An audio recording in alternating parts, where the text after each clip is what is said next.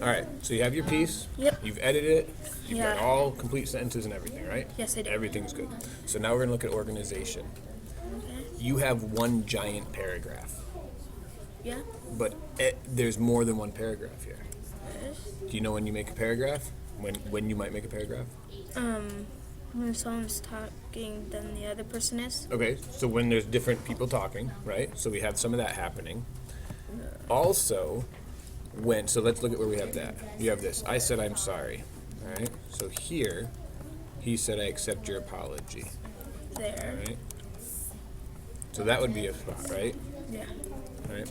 Another place, and actually this makes perfect sense, is right here. You talk about apologizing and having this stuff happen, and then you move on to a different time, right? So when you skip time, that's another way that you would change paragraphs. So one is when people are talking, and it changes the paragraph.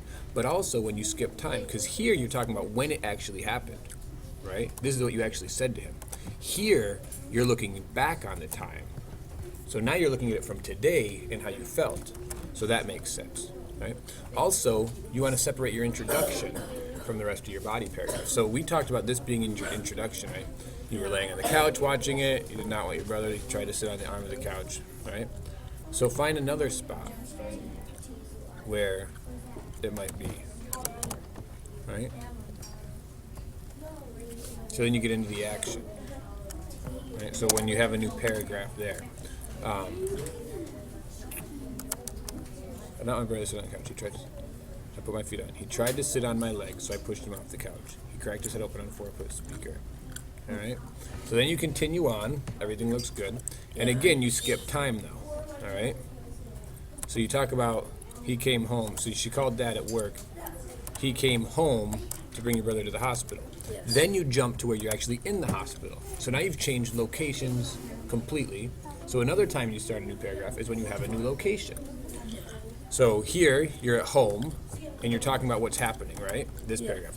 This paragraph, you're at the hospital. All right, got stitches, we all went home. Now, what about between this sentence and this next sentence? Do you notice a change in either location or time or anything like that? It's location and time. Okay, right, because here you're talking about what's happening that night, Yes.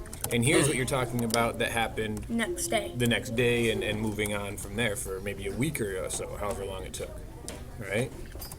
I would say that I cracked open. And then here's the conclusion where you talk about how you felt about what you did to your brother and kind of what you did to try to make up for it, all right? So you have learned in your paragraphs, one, when you're introducing your topic, that's going to be a new paragraph. That's going to be a beginning paragraph, your introductory paragraph. Then, when you skip time and location, like you did between this sentence and this sentence, that's a new paragraph.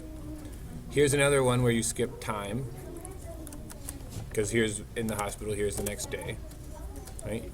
Here's at home, here's in the hospital. Yes. And then when you have people talking and it changes it, right? He's not like getting special treatment. And so that would be another spot. All right, so now you have your piece organized. Yay. All right, good, bud. Good job, bud.